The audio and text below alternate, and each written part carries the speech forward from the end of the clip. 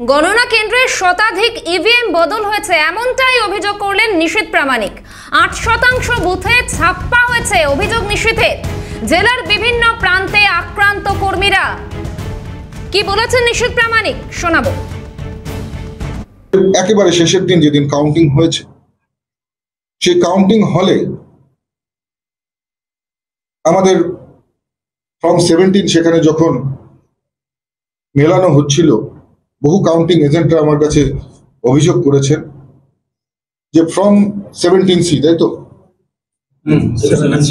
Form 17C এ যে EVM এর number ছিল, সেই ইভিএম এর নাম্বারের সঙ্গে যে ইভিএম খোলা হয়েছে সেই ইভিএম এর নাম্বার কিন্তু মেলেনি।